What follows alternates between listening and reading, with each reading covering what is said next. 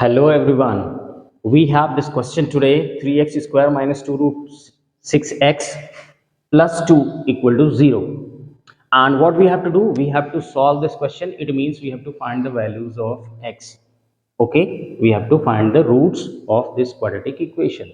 So there can be two methods in mathematics. There can be so many different ways to solve a question.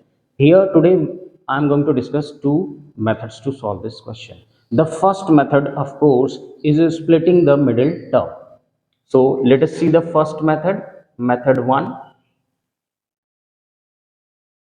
Okay, method 1 is splitting the middle term. Splitting the middle term. Okay. So splitting the middle term, in splitting the middle term, what we do, we multiply a and c. So if you multiply a and c, 3 into 2, you will get 6. Okay, but in the middle term we have got root 6. So can we write 6 like root 6 into root 6? We can do this because ultimately root 6 into root 6 is 6. Okay, so now let us write this like this: 3x square minus root 6x minus root 6x plus 2 equal to 0. Now students, don't forget to check the this result and make sure that it is equal to the middle term. So now minus root 6x minus root 6x will become minus 2 root 6x. Okay, so it means we are moving in a right direction. Now next thing is to take common. Let us make use of first two terms and take common. So students, now you can see what is 3. 3 can be written as root 3 into root 3, and then root 6 can be written as root 3 into root 2. We can write like this. Now you can see we have root 3 common and also we have x common. So take root 3x as common. Now what is left inside? Root 3x is left and the negative sign, and what is left now? Minus root 2. Okay. Now come to the last two terms, children. Take this negative sign common and root 6 here, it means root 3 into root 2, and 2 can be written as root 2 into root 2. So now students, you can see this time we have root 2 common. So take minus root 2 common. What is left inside now?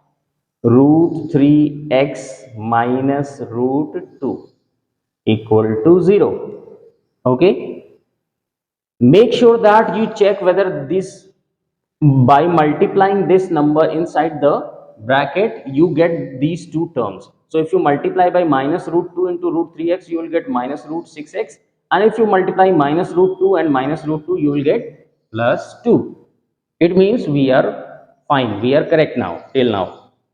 So now earlier we had 1, 2, 3, 4 terms. Now we have only 1 and 2 terms.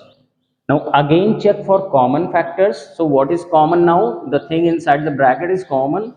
So we can write root 3x minus root 2. And here what is left? Root 3x minus root 2 equal to 0. Now students, you can see both the factors are same, isn't it? So after this we have got the value minus root 3x minus root 2 equal to 0.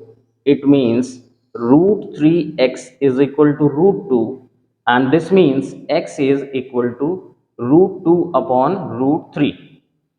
Okay, from this also we will get the same value.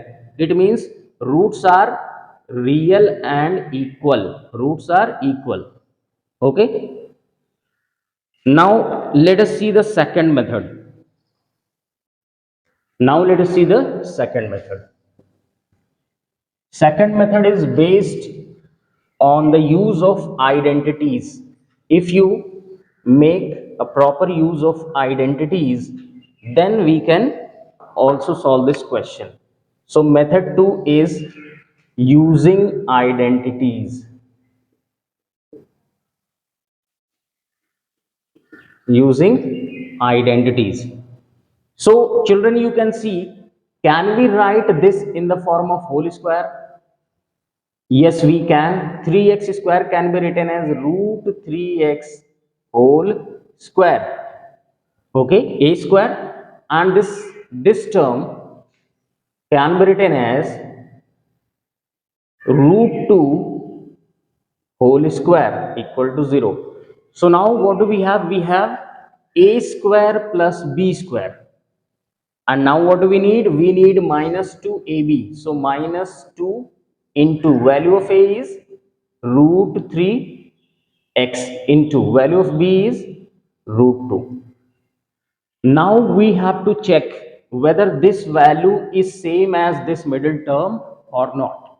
Okay, so just multiply minus 2 here also, minus 2 here also, root 3 into root 2, root 6, and then x here, x here.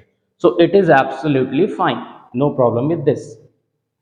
So now children, we have a square minus 2ab plus b square equal to 0. Now, are you able to recall one of the identities that you studied in previous classes? Yes, this is nothing but a minus b whole square. So we can write it like this. At the place of a, we have root 3x, and at the place of b, we have root 2. So a minus b whole square is equal to 0. It means this whole square goes to the other side. Square root of 0 is 0. So we have root 3x minus root 2 equal to 0. And this means x is equal to minus root 2 goes to that side, becomes plus root 2. And this root 3 was in multiplication. If it goes to the other side, it becomes in the denominator. So this is the answer. This is the root that we were looking for. So I hope you understood it and you like this method, the two methods that I told you. And if you do end up liking, please hit the like and subscribe button. Okay, thanks for watching.